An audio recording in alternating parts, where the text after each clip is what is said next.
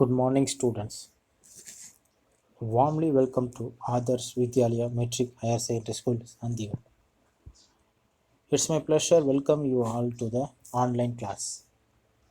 So, in our last class, we discussed the topic of effect of heat energy in expansion of substance in solids. Now, we discuss the expansion in liquids and gases. So, first one, expansion in liquid and gases. When a heat, the atoms in a liquid or gain energy and are forced further apart. The extent of substance varies from substance to substance. For a given rise in temperature, a liquid will have more expansion than a solid and a gaseous substance. Has highest expansions when compared with the other two. The coefficient of cubical expansion of liquid is independent of temperature, where its value for gases depends on the temperature of gases. When a liquid is heated, it is done by keeping in liquid in some container and supplying heat energy to the liquid through the container. The thermal energy supplied will be partly used in expanding the container and partly used in expanding the liquid. Thus, what we observe may not be the actual or real expansion of the liquids. Hence, for liquids, we can define real expansions and apparent expansions. So, what is mean by real expansions? So, real expansion means if a liquid is heated directly without using any container. So, once again, I repeat, if a liquid is heated directly without using any container, then the expansions that you observe in terms as real expansion of the liquid. In terms of real expansion of the liquid. The real expansion means for it does not consider the container of vessels. That means the vessels, it does not consider the vessels. Next one, the ratio of the true rise in the volume of the liquid per degree rise in the temperature to its unit volume is called as coefficient of real expansion. The unit of coefficient of real expansion is Kelvin. That means SI unit. And the next one's apparent expansion. The apparent expansion means for it will be considered with the container. That means for apparatus. The expansion of a liquid apparently observed without considering the expansion of container. So that means the heating a liquid without using a container is not possible. Thus, in practice, you can heat any liquid by pouring in a container. A part of thermal energy is used in expanding the container. A part is used in expanding the liquid. Thus, what you observe is not actual or real expansion of the liquid. The expansion of a liquid apparently observed without considering the expansion of the container is called apparent expansion of the liquid. The ratio of the apparent rise in the volume of a liquid per degree rise in temperature to its volume. The SI unit of coefficient of apparent expansion is Kelvin. And then we discuss the next topic for experiment. The real and apparent expansions it consider with the experimental method to experiment to measure a real and apparent expansion of a liquid. So if you see the diagram, so if you see the diagram for apparatus for poured container, one of the poured container and then colored liquid, and it will be marked as L1, L2 and then L3. So L1 is called as a poured container. That means the liquid whose real apparent expansion is to be determined is poured in a container up to a level. That means L1. Now, heat the container and the liquid using a burner. So if you show in the figure, if you heat the container using a burner, the container receive the thermal energy and it expands. The container, it will be expands.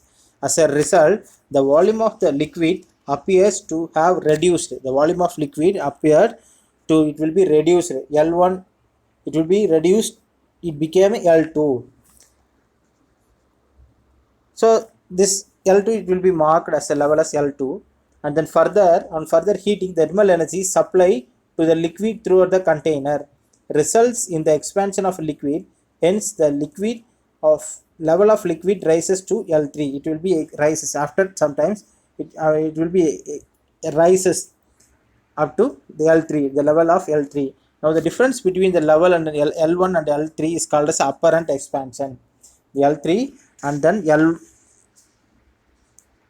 that means the L2 and L3 is called as a real expansion, and L1 and L3 is called as a apparent expansion. The difference between the levels L2 and L3 is called as a real expansions. The real expansion is always more than that of apparent expansions. The real expansion is always more than that of apparent expansions. So real expansion, real and apparent expansions of a liquid, real expansions means for is equal to L3 minus L2. That means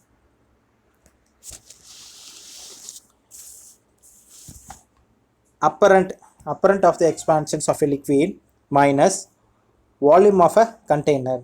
Volume of a container. Real expansions means for apparent expansion of a liquid minus volume of a container. Volume of expansion of container. Apparent expansion is equal to L3 minus L1. So if I to start with the liquid, those whose real and expansions, apparent expansion is to be determined is poured container up to a level. Mark this level as L1. Now heat the container and the liquid using a burner as shown in the figure. I already said the topic.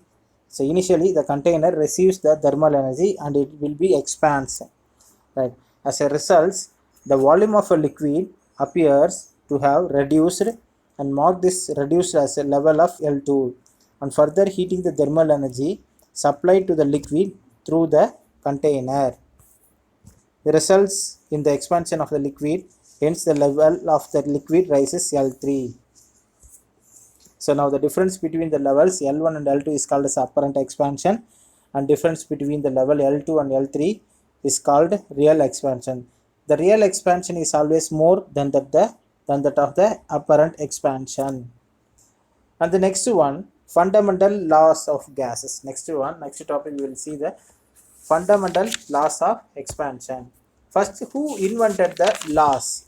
Who invented the gases laws? The pressure, volume, temperature, and the amount of ideal gas are related by a one equation that was derived through the experimental work. Several individuals, especially Robert Boyle, Jacques Charles, and Joseph Gay-Lussac, and another one is the Avogadro, Amido Avogadro. These are all invented the gases laws. And next one, three fundamental laws which connect the relations between pressure, volume, and temperatures are follows. First one is a Boyle's law, and Charles law, and then Avogadro's law. Boyle's law. When we see the Boyle's law, when the temperature of a gas is kept constant, the temperature it will be constant. The volume of gas, fixed mass of a gas is inversely proportional to its pressure. That means P is inversely proportional to 1 by V. That means PV is equal to constant. So when a volume is, when the temperature is kept as constant, when a volume is increased, the pressure it will be decreased. When a volume is decreased, when the pressure is increased. So if I see the some diagrams, so it will be the temperature and pressure. Temperature it will be constant. The volume of the first one, the picture, first picture. If you see the first picture,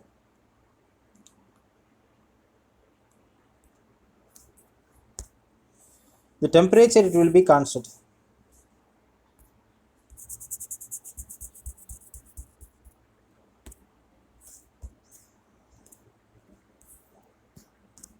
the temperature it will be constant. So the volume, this is the volume of the container. So the volume it will be increases, the pressure it will be decreases, pressure it will be decreases. If it is the volume is decreased, the pressure it will be increases. So the Boyle says at a constant temperature of a gas is kept, the volume of a fixed mass of gas is inversely proportional to its pressure. And the next one, this is the next diagram. The volume increases. If it is the volume increases, the pressure it will be decreases. So if it is volume is decreased, the pressure it will be increases. If it is increases, when the volume is increases, the pressure it will be decreases. When the volume is decreased, the pressure it will be increases. So next one, just we see the examples of Boyle's law. When the plunker of a on a sealed syringe is pushed, the pressure increases and the volume decreases. Since the boiling point is dependent on pressure, you can use Boyle's law and a syringe to make water boil at room temperature. If you boil a water at room temperature using Boyle's law. And the next one, we see the Charles law. We said the Charles law. Charles law of a formulated of a French scientist Jacques, that means for already said Charles.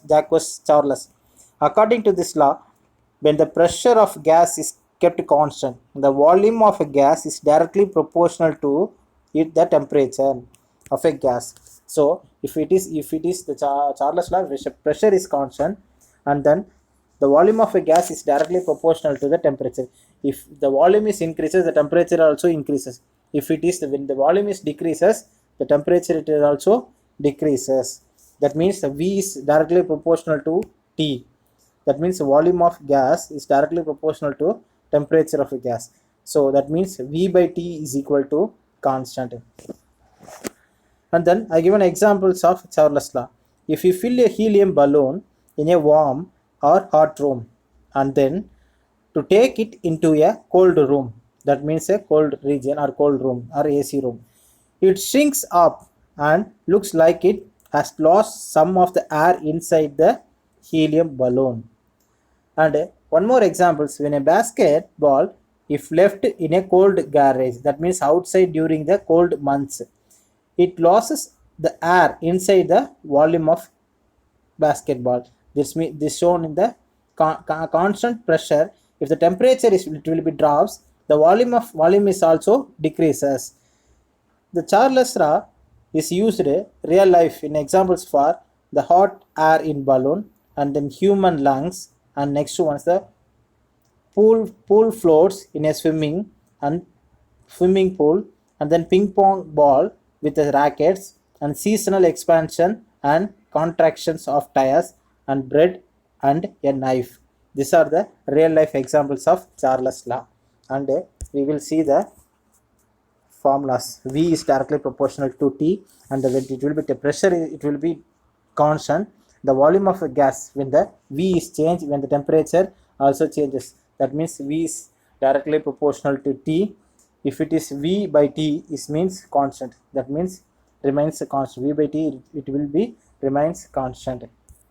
And the next one is the Avogadro's law. Avogadro says, that means the Avogadro means for Amedeo Avogadro. He's one of the scientists. So the Avogadro says the constant pressure and temperature, the volume of a gas is directly proportional to the number of atoms or molecules. So at a constant pressure and temperature, the volume of gas is directly proportional to the number of atoms or as well as molecules. That means the formula equations V is directly proportional to N, or V by N is equal to constant. So the Avogadro number Na is equal to is the total number of atoms per molecules of a substance is equal to 6.023 into 10 to the power of 23 molecules. 6.023 into 10 to the power of 6.023 into 10 to the power of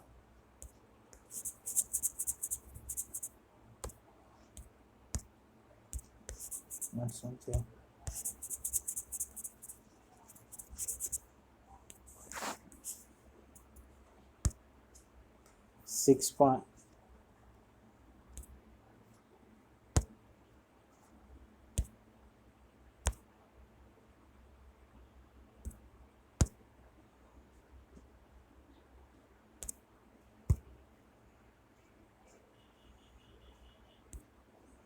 6.023 into 10 to the power of 23 molecules. So this is the Avogadro's number. So on the next one, we see the formulas. V is divided by n1. V, that means what? V by n is equal to v by n. That means v1 divided by v1 n1 is equal to v2 divided by n2. So that means the doubling the double, that means for real life of example of Avogadro laws, doubling the number of moles of gas doubles its volumes. If the temperature and pressure are not changed in a flat tires, takes up less space than an inflated tires. Lungs expand as they fill with air. Exhaling decreases the volume of the lungs. It will be lungs. So next one, if you see the diagram, so first one is the hydrogen molecules of gas, and the next one hydrogen molecules, and then oxygen molecules, and the next one carbon dioxide molecules.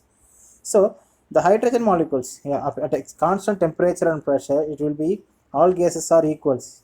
At the same temperature and pressure, the balloons, it will be equal volume of equal number of molecules regardless which gas they contain.